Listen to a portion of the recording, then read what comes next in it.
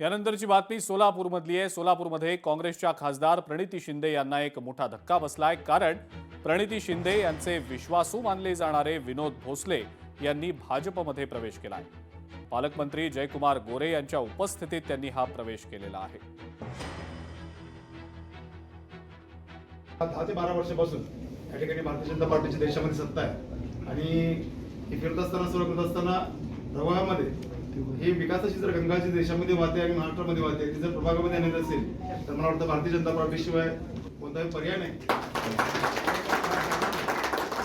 प्रवेश करतोय व्यासपीठाच्या माध्यमातून मी सांगू इच्छितो की निश्चितपणे इथून पुढच्या काळामध्ये भारतीय जनता पार्टी जो काही जी काही जबाबदारी माझ्यावर देईल ती निश्चितपणे मी सन्मानपूर्वक आणि अतिशय प्रामाणिकपणे या ठिकाणी पार पाडेल।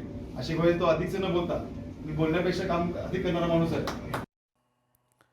छत्रपती संभाजीनगर जिल्ह्यातील नगरपंचायत आणि नगर परिषदेच्या निवडणुकीचा निकाल डोळ्यासमोर ठेवल्यानंतर विरोधकांचा नंबर कुठेच लागणार नाही अशी भावना भाजपचे आमदार संजय केनेकर यांनी व्यक्त केलेली आहे। भाजपचे दिग्गज नेते मुख्यमंत्री देवेंद्र फडणवीस आणि पंतप्रधान नरेंद्र मोदी यांच्या कर्तृत्वाची जाणीव ठेवूनच आमच्या जागा आणखी वाढणार आहेत हा विश्वास देखील त्यांनी व्यक्त केला आहे। आमचे प्रतिनिधी सचिन बडे यांच्या सोबत त्यांनी बातचीत केली, संवाद साधला, पाहूया। नगरपालिका नगर परिषदेचे निकालाकडे सर्वांचं लक्ष लागून असताना दुसरीकडे कुणाचा विजय होणार, कुणाची जास्त जागा येणार हे पाहणं महत्त्वाचं आहे।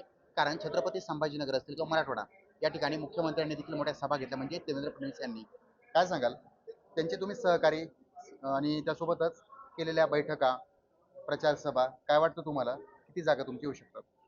निश्चितच निर्वाद बहुमत या महाराष्ट्रामध्ये नगर परिषद नगरपंचायतचं भारतीय जनता पार्टीच्या पारड्यात पडणार आहे।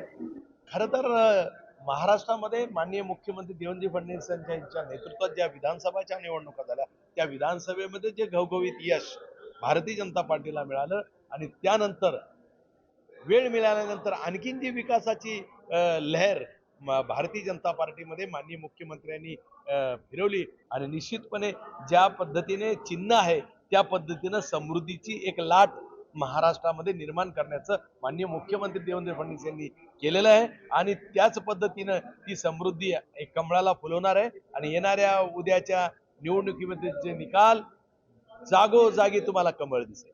बरं, पण एक महत्त्वाचं म्हणजे जो निकाल समोर येणार आहे याचा परिणाम आगामी काही दिवसांमध्ये येणाऱ्या निवडणुकांवर होईल राज्यातून। खरं तर नगरपंचायत नगर परिषदेच्या निवडणुकीचा निकाल येणाऱ्या महानगरपालिका जिल्हा परिषदेमध्ये निश्चितपणे होणार। ज्या पद्धतीने नगर परिषद नगरपंचायतीमध्ये विश्वासार्हता जनतेने भारतीय जनता पार्टीला दर्शवली त्याच पद्धतीने मी येणाऱ्या महानगरपालिकेमध्ये आणि जिल्हा परिषदेमध्ये हीच विश्वासार्हता तुम्हाला परत एकदा नव्याने आणि जोरदारपणे दिसून येईल। सचिन बडे, लोकशाही मराठी, छत्रपती संभाजीनगर। लोकशाही मराठी, ऐका, पहा, जागरूक रहा।